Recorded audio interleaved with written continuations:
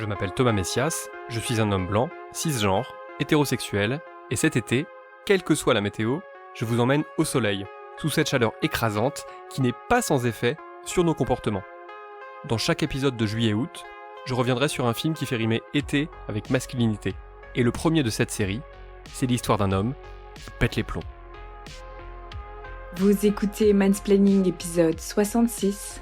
Pourquoi veut-on tout pardonner aux hommes qui pètent les plombs ? Un podcast, Slate.fr. Si vous avez plus de 25 ans, vous vous souvenez probablement du tube signé en l'an 2000 par le rappeur This Is La Peste, intitulé « Je pète les plombs ». C'était l'histoire d'un type qui décidait de quitter sa voiture en plein embouteillage pour aller se taper un petit déj au McDo le plus proche. Seulement voilà, il est midi passé de quelques secondes, soit pile le moment où l'enseigne OM jaune arrête de servir le menu du matin. Alors, tout simplement, le mec sort un calibre et décide de braquer l'employé chargé de le servir afin d'obtenir quand même le McMorning qu'il a demandé. Toute cette partie du morceau fait référence à un film sorti en 1993, Chute libre, réalisé par Joel Schumacher. Michael Douglas y joue un homme aux allures d'employé modèle, chemisette et attaché case, qui largue sa voiture en plein bouchon parce qu'il veut absolument pouvoir assister à l'anniversaire de sa jeune fille. Parmi les étapes de son trajet pédestre, il y a effectivement un passage par un fast-food où l'impossibilité de se faire servir un petit déjeuner va provoquer chez lui une réaction pour le moins démesurée. C'est ce monsieur le directeur ? Oui, c'est lui. Est-ce que je pourrais lui parler ? Oui. Rick, il y a un client qui aimerait te parler. À votre service ? Voilà, je voudrais un petit déjeuner. Nous ne servons plus le petit déjeuner. Je sais que vous ne servez plus le petit déjeuner, Rick. Sheila vient de me dire que vous ne serviez plus le petit déjeuner, mais... Nous ne servons plus le petit déjeuner après 11h30. Rick, est-ce qu'il vous est déjà arrivé d'entendre l'expression « le client est roi » ? Oui, notre règlement est strict. À l'heure du déjeuner, il faut commander la formule déjeuner. Je ne veux pas de déjeuner. Je veux un petit déjeuner. Oui, mais vous m'envoyez désolé. Oui, mais vous m'envoyez désolé aussi. Non, pas de panique, hop là, hop, oh là, on se calme, tout le monde, asseyez-vous là-bas. Monsieur... Chute libre est présenté comme le récit d'un pétage de câble, mais il serait en fait aussi réducteur que faux de résumer le parcours du personnage principal à une histoire de mec qui s'énerve. C'est même tout le problème. Ce type, dont on apprendra en milieu de film qu'il s'appelle Bill Foster, est traité par Joel Schumacher avec une ambivalence qui laisse pantois. L'ambiguïté du traitement est permanente. D'un côté, Foster est décrit comme un homme perturbé et rempli de violence, quitté par une ex-épouse qu'il menaçait de plus en plus régulièrement.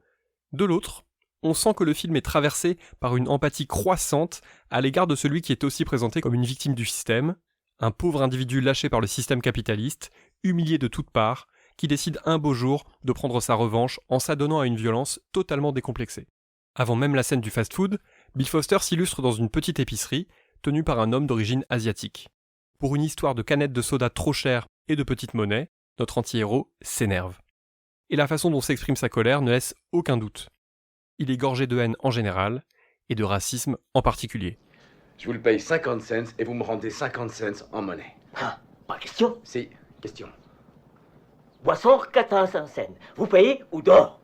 4 fins. C'est quoi fin? C'est un V, pas un F. 4 vins. Il n'y a pas de V en chinois? Pas chinois. Mon coréen. Ah oui, alors vous débarquez dans mon pays, vous me prenez mon argent, vous faites même pas l'effort de parler ma langue? Est-ce que vous savez combien d'argent mon pays a donné à votre pays? Allez, dehors, vite. Pas histoire. Je reste. Qu'est-ce que vous dites de ça? Mais lâchez ça! Qu'est-ce qu'on fait? Nom de Dieu! Lâchez! Non! Lâchez ça! C'est un mécanisme qui me rappelle notamment le comportement de pas mal d'hommes, sur Twitter ou ailleurs. Dès qu'une femme ou une personne issue d'une minorité dit ou fait quelque chose qui leur déplaît, eh bien ils ne se contentent pas de le lui faire savoir, ce qui peut déjà être très pénible en soi, mais non, ils ajoutent une insulte oppressive, voire une menace plus ou moins explicite, afin de rappeler que les êtres dominants, c'est eux, et que les autres n'ont qu'à filer droit. Au départ, Foster s'énerve parce que le prix prohibitif de la canette l'empêche de récupérer les pièces dont il a besoin pour utiliser la cabine téléphonique voisine. Oui, c'est une autre époque. Mais sa frustration se mue très vite en une démonstration de racisme décomplexé, puis en un déferlement de violence face à un épicier bien décidé à ne pas se laisser insulter.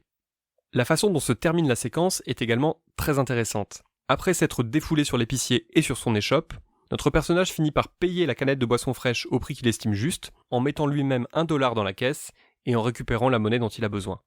Vous comprenez le message ? Bill Foster est un bon citoyen qui n'avait juste pas envie de se faire pigeonner, surtout par quelqu'un qui n'est pas américain de souche. Rebelote d'ailleurs dans la scène du fast-food. Après avoir braqué le restaurant parce qu'il était vraiment trop contrarié de ne pas pouvoir se faire servir son petit déjeuner, Foster s'en va, non sans avoir payé au préalable. Parce que ce qui lui a mis les nerfs, c'est le sentiment de vivre une terrible situation d'injustice et de subir la totale indifférence d'une société qui ne comprend ni ses besoins, ni sa détresse. Et je préfère insister, ce n'est pas la réalité, c'est juste son ressenti personnel.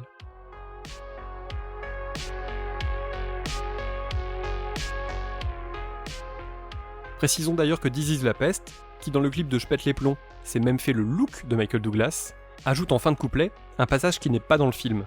Dans les paroles, la serveuse, en plus du McMorning si âprement exigé, lui ajoute un Big Mac qu'il n'a pas demandé. Enfin, il n'utilise pas le terme serveuse, mais un mot de 4 lettres qui commence par PU et qui finit par TE. Mais ça, c'est encore une autre histoire. Bref, parce que la serveuse a glissé un Big Mac non désiré dans le sac qui contient le reste de sa commande, le rappeur explique en quelques mots et un bruitage que c'est une initiative plus que malheureuse et qu'elle mérite clairement de perdre la vie pour ça. Ce petit twist final participe au portrait du personnage principal du morceau. Un homme rempli de violence, qui impose sa loi coûte que coûte, et qui est prêt à user de la force si les règles qu'il a lui-même fixées ne sont pas scrupuleusement respectées. Un mot sur This Is La Peste, qui d'ailleurs aujourd'hui se fait simplement appeler This Is. En 2000, c'était un jeune homme de 22 ans qui avait eu envie de rendre hommage à un film hollywoodien qu'il aimait bien, et qui clairement a eu raison, puisque c'est grâce à Je pète les plombs qu'il a réellement lancé sa carrière. Loin de moi l'idée de charger ce rappeur, qui par la suite a sorti des titres moins couronnés de succès, mais franchement plus riches et plus réfléchis. Je trouve cependant que les paroles de Je pète les plombs sont assez révélatrices de l'impression que peuvent laisser certaines œuvres sur les gens qui les consomment. Dans l'imaginaire collectif, en tout cas chez celles et ceux qui ont au moins entendu parler du film, Chute libre est effectivement l'histoire d'un mec qui s'énerve à cause des bouchons et à cause des horaires de service du petit-déj. Or, non. Le mec en question fait preuve d'un patriotisme ô combien nauséabond, il ne s'exprime qu'à travers la violence et les discriminations, donc non, clairement, ce n'est ni un héros, ni même une sorte de loser magnifique. C'est un dangereux personnage, mais Joel Schumacher le rend peu à peu de moins en moins antipathique, en nous invitant à nous apitoyer sur son sort d'employé licencié, de mari éconduit et de père en manque de sa fille. Si le réalisateur n'y allait pas avec autant de gros sabots, le film arriverait presque à nous faire éprouver de la pitié pour lui. C'est comme si le scénario faisait tout pour dédouaner Bill Foster. Lorsqu'il décide d'utiliser un bazooka en pleine ville, c'est presque considéré comme rigolo, d'autant qu'il est aidé dans cette démarche par un jeune ado noir qui pense se trouver sur le tournage d'un film d'action. Faut dégoupiller ce machin. Quel machin? Ça là. D'abord vous l'enlevez et vous le tirez de chaque côté, puis ça se déplie. Comme ça? Ouais. Ensuite rabattez le truc vers le haut et ça vous sert de viseur. T'as appris ça où? Oh, je l'ai vu à la télé. Eh monsieur, c'est quoi le nom du film? Hein? Le nom du film que vous tournez? Attention travaux. Ça te plaît? Ouais, c'est pas mal. Et où elles sont les caméras? Les caméras, eh bien, recule un peu. Et puis c'est vrai qu'il y a pire que Bill Foster après tout. Pour accomplir cette démonstration, le film fait entrer le personnage dans le local d'un surplus militaire dont le gérant commence d'abord par se montrer ouvertement homophobe. Mais commandons des chaussures de marche. Voyons ce que nous avons.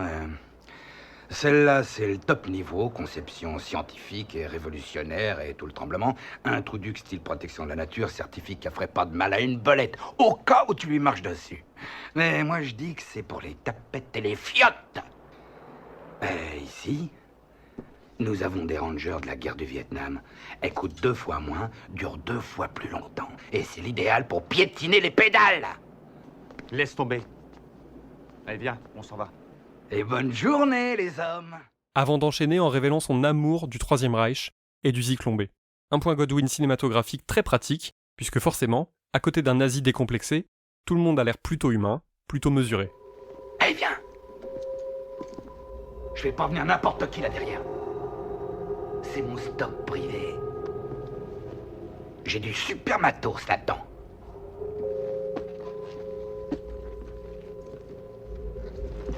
Boum. Première Guerre mondiale, comme neuf. En parlant de gaz. Attends, je vais te faire voir. Faut que je te montre. Tu sais ce qu'il y avait là-dedans? Du Zyklon B. Tu te rappelles ce que les nazis utilisaient? Écoute. Il est vide. Ce machin a servi, mec. Il a vraiment servi. Pour de vrai. Quand Foster, parce qu'il aime très fort les États-Unis, mais qu'il n'a en revanche aucune sympathie pour Hitler, quel brave homme, décide de régler son compte à celui qu'il considère comme un ennemi de la nation, eh bien on retrouve une situation bien connue dans le milieu politique, mais aussi dans certaines relations entre les hommes. Comme l'explique Anna Gatsby dans une intervention que vous pourrez retrouver dans la description de cet épisode, les hommes ont cette fâcheuse tendance à tracer eux-mêmes la ligne qui les arrange entre les gentils et les méchants. Pour Foster, la ligne de démarcation se trouve clairement entre le gérant nazi et lui. L'autre est méchant, lui est gentil. C'est très pratique, et ça permet de se donner bonne conscience en toute occasion. Notons bien que lorsque Anna Gatsby décrit ce phénomène, elle parle aussi des hommes qui se décrivent comme progressistes ou alliés féministes, c'est-à-dire que je suis aussi concerné par ces propos que Bill Foster. Moi aussi, par exemple, je trace ma propre ligne entre les gentils et les méchants, alors qu'a priori, ce n'est pas à moi de le faire.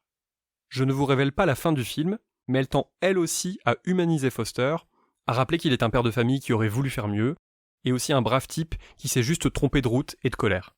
Politiquement, comme d'autres films de Joel Schumacher, Chute libre est un film compliqué. Le réalisateur filme plutôt bien la façon dont la chaleur écrase ses personnages et les pousse à avoir des réactions encore plus épidermiques que d'habitude, mais il oublie de dire clairement que Bill Foster, quelles que soient les désillusions professionnelles ou personnelles qu'il ait pu vivre, n'est pas une victime. On peut être un homme blanc, cisgenre, hétérosexuel, et vivre des déconvenus, avoir du mal à se remettre de certains événements ou de certaines tragédies, ou encore se sentir profondément malheureux. En revanche, s'auto-désigner comme une victime du système, c'est avoir bien mal étudié celui-ci. Chez les masculinistes comme chez les identitaires, qui n'ont pas les mêmes ennemis mais dont les raisonnements sont voisins, c'est pourtant cela que l'on observe, un refus de laisser les personnes jugées différentes bénéficier des mêmes opportunités qu'eux et du même droit à s'épanouir. Je rêve qu'un ou une scénariste reprenne le postulat de Chute libre pour dresser un état des lieux des violences masculines et pour tailler un costard au quinquas blanc en chemisette qui pensent pouvoir se comporter comme les pires raclures de bidet parce qu'ils ont l'impression d'être les rois du monde. Voilà, c'était l'épisode 66 de Mansplaining, un podcast de Thomas Messias produit et réalisé par Slate.fr sous la direction de Christophe Caron et Benjamin Ours avec Aurélie Rodriguez. Si vous avez aimé ce podcast, n'hésitez pas à le dire en nous couvrant d'étoiles partout où vous le pouvez, 5 de préférence, et en parlant le plus possible autour de vous. Toutes vos remarques et vos questions sont les bienvenues à l'adresse suivante, mansplaining@slate.fr. Vous pouvez aussi me contacter via Twitter ou Instagram, mes messages privés sont toujours ouverts. Toutes les références aux articles, œuvres, vidéos citées se trouvent dans la description de ce podcast. Je vous rappelle que Mansplaining ne prend pas de vacances, et que même cet été, on se retrouve un mercredi sur 2. À dans 15 jours.